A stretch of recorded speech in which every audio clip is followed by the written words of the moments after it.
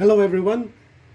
Once again, this is Mr. Math Techniques, and for today we are going to discuss how to convert decimals into fractions.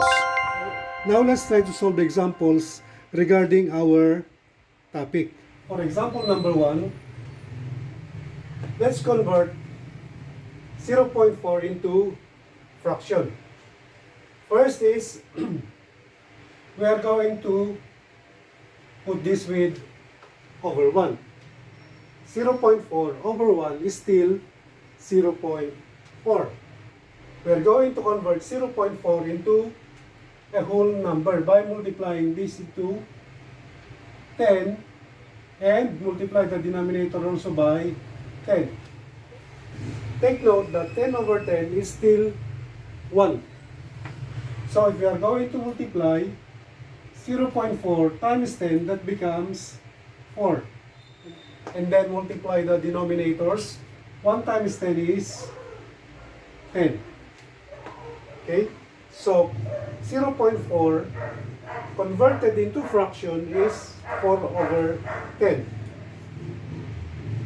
But 4 over 10 can still be reduced into its simplest form because both of them are divisible by 2. Okay? So 4 divided by 2 is 2. 10 divided by 2 is 5. So 0.4 converted into fraction is equal to 2 over 5. It is that easy, right? Let's solve number 2.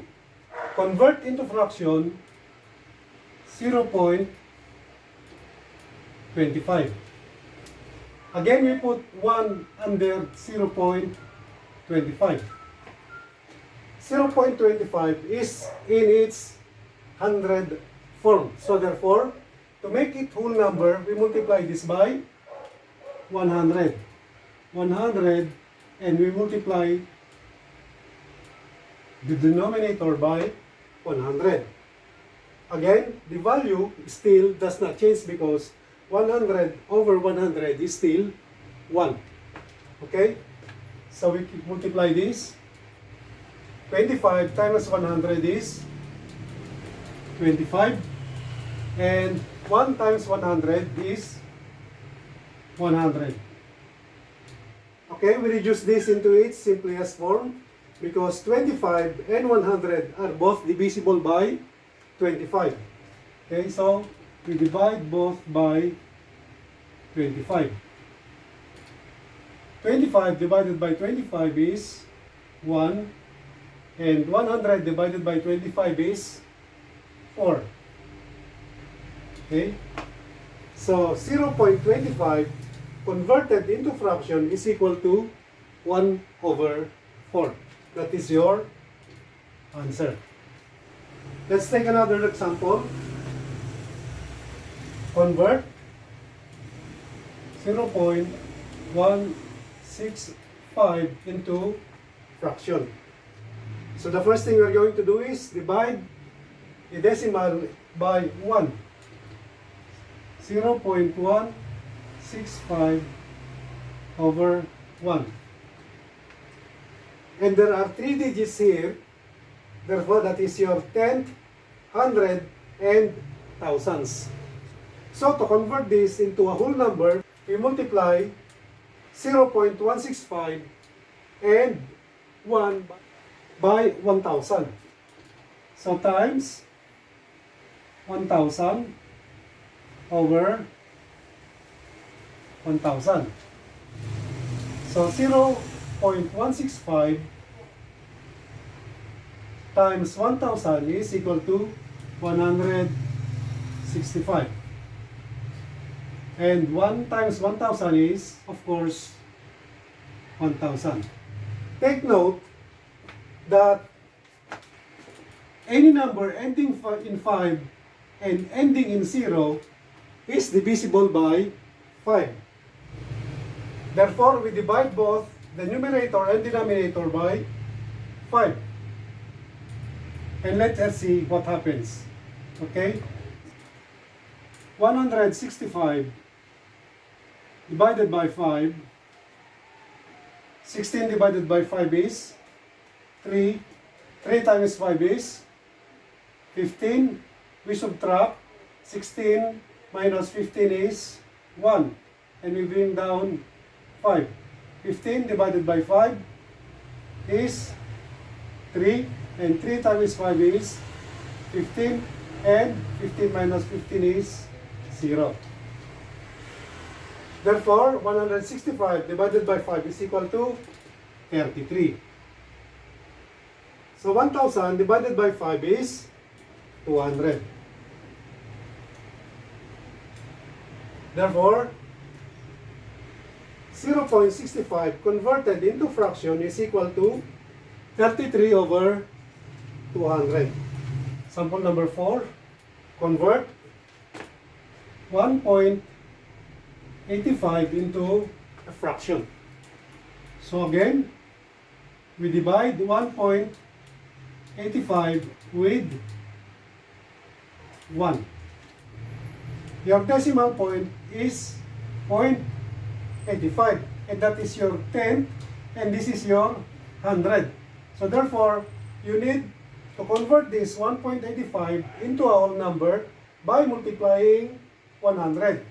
So we multiply this by 100 over 100. That will be 1.85 times 100 is 185 divided by 1 times 100 is 100. Again, this is 5 and this is 0. Both numbers are divisible by 5. We divide this by 5. So 185 divided by 5. So 18 divided by 5 is 3. 3 times 5 is 15. 18 minus 15 is 3. And then we bring down 5. Okay? 35 divided by 5 is 7. 7 times 5 is 35. And 35 minus 35 is 0. Therefore, 185 divided by 5 is 37. Next is, we divide this 100 by 5. 100 divided by 5. 10 divided by 5 is 2. 2 times 5 is 10. And then 10 minus 10 is 0. So we bring down 0. And 0 divided by 5 is 0. And 0 times 5 is 0.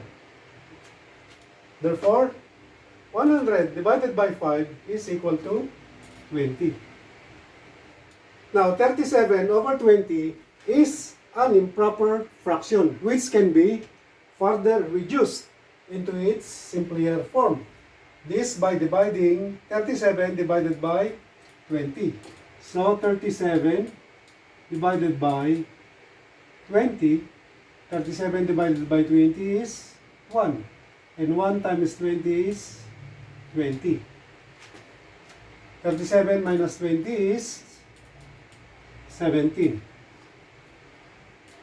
So 1.85 is equal to 37 over 20 or 1 and 17 over 20.